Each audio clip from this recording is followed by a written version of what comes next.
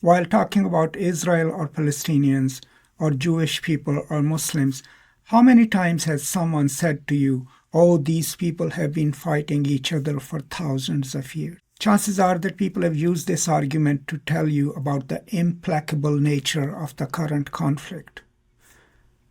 But historically speaking, is there any truth to that? Let's explore it a bit further.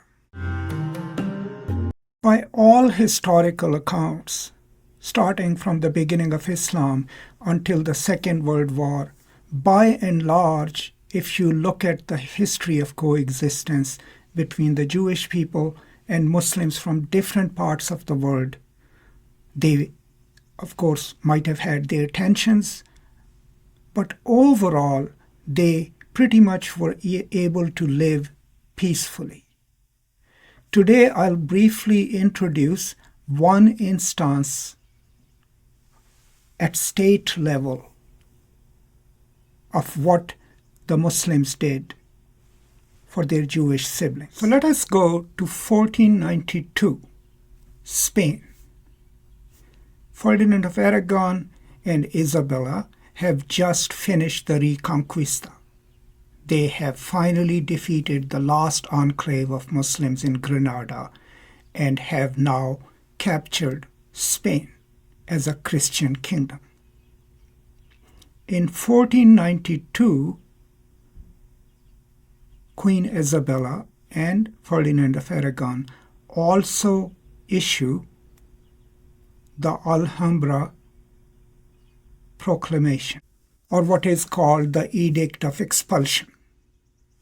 So in this Edict of Expulsion then, Spain officially tells all the Jewish people who had not converted to Christianity to leave Spain within 3 months.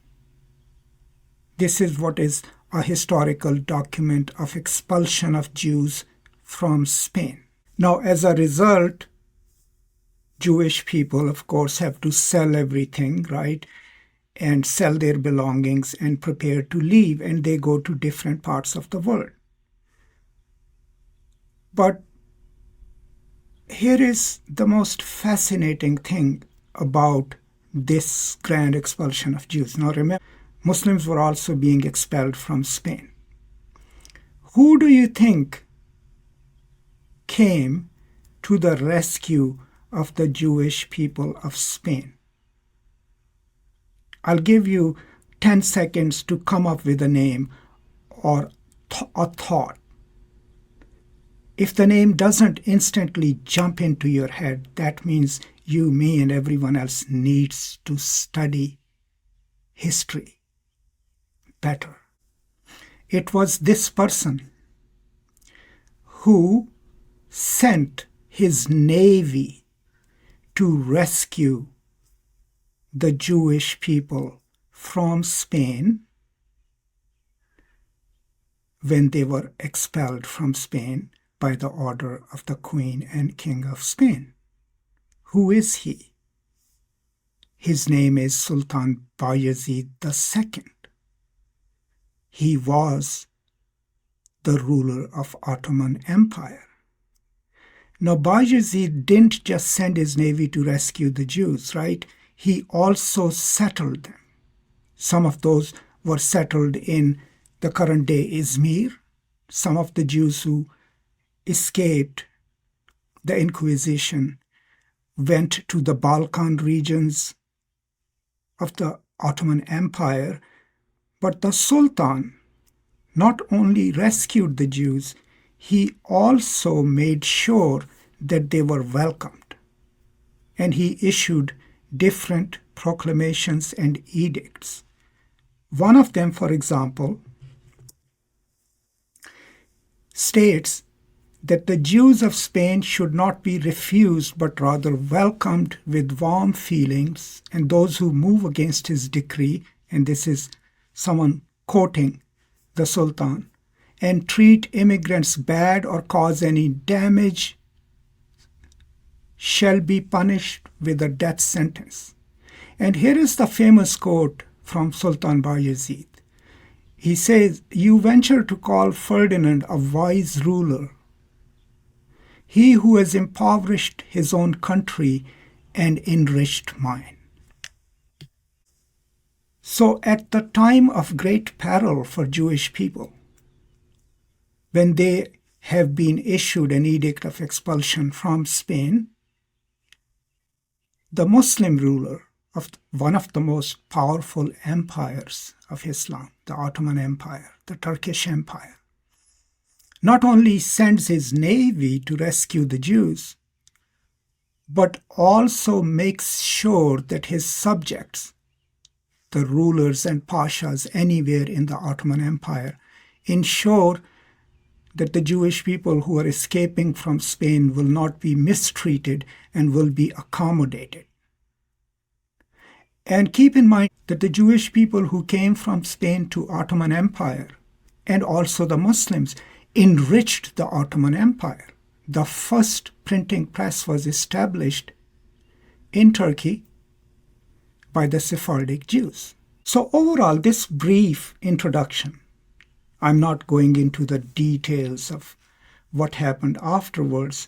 What did happen afterwards was that a large and diverse population of Sephardic Jews was established in Turkey. They have a long history of living there in peace with their Muslim siblings. What is important here is history itself, right? Chances are that if you had not done your research and if you had not read a little bit about the history of Muslim and Jewish people, you probably were not aware of who Sultan Bayezid II was. Now, with this little bit of knowledge, we're not here to prove that Muslims and Jews had an uncritical and unproblematic relationships over the history, but rather that instead of painting this picture that these two faiths have always been in war with each other, we can point to these instances where not only did they live together in peace, but where one of the most powerful kings of the Muslim world, one of the most powerful sultans of the Muslim world, at one of the most perilous moment in Jewish history, when they are being evicted from Christian Spain, not only came to their rescue, but also settled them. And the Jewish people from Spain became prosperous in the Ottoman Empire, held high offices, were able to live freely and peacefully in the Ottoman Empire. That is the lesson here, because if we learn these little things, then we can eliminate this narrative of natural irreconcilability between the Jewish people and Arabs and Jewish people and Muslims. We can trace back to a time, maybe not ideal, but a time where there was practical history of tolerance for each other. Here is a book, right? It's written mostly for Jewish children. And it's a book that captures the history of the Jewish diaspora. I'll post the link in the description. If you look at the instances of Jewish diaspora under Islam, the first encounter, major encounter, is when Jerusalem falls to the Muslims during the time of the second Caliph, Umar. Now, there's a Muslim account of it too, which matches the account over here. The Muslim account of it is that the city was self-sufficient, and the Muslims were investing it. And the city elders came out and said, you know what, this city is not going to fall, but we have a belief that someone with a certain description will come to conquer this city. We have looked at you. None of you matches that description. So if your king comes to us and asks to enter the city, we will open our gates.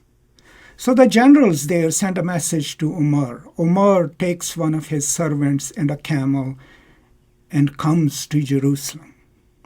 Now, since they are sharing one camel, they take turns. When they are about to reach the city, it's the servant's turn. And the servant tells him, leader of the faithful, you are the caliph, ride the camel into the city. And he says, no, it's your turn. So when Umar enters Jerusalem, he enters on foot. He walks on his 2 feet out of respect, and then opens the city to Jewish people to come back to Jerusalem. That's the first instance.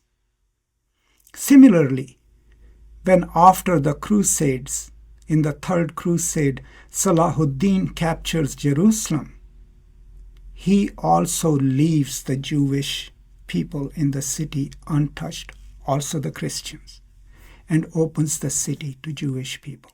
Now, what's the purpose of me sharing this little bit of information, not with a lot of detail, of Sultan Bayezid II saving the Spanish Jews, right? And sending his armada to bring them to his empire, considering them a great wealth as people, and the same people then living in the Ottoman Empire and enriching it with their knowledge and with their ideas and with their practices. The purpose here is simple. Right now, as we look at it, there is a war going on in Gaza. Tensions are high.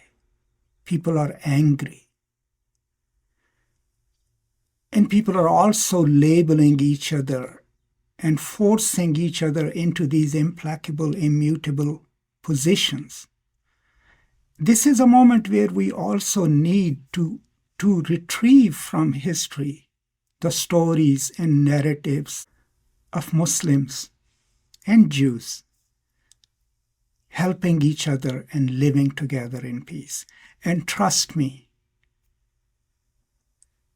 there are a lot of such historical, factual stories, and I hope to share them with you whenever I have a chance to record more. So for today, remember, in 1492, when Isabella of Spain issued the Edict of Expulsion to expel all Jews from Spain, from where they went everywhere in the world, the one ruler who sent his navy to rescue the Spanish Jews was Sultan Bayezid II, the ruler of the Muslim Ottoman Empire. Thank you so much. I hope this was useful to you.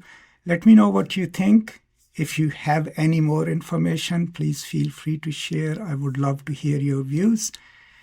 And as always, I'm really grateful for your support. My Palestine playlist will come up. If you have time, please check it out. And as always, take care of each other, be kind and generous, and I will now see you next time. Until then, peace and love.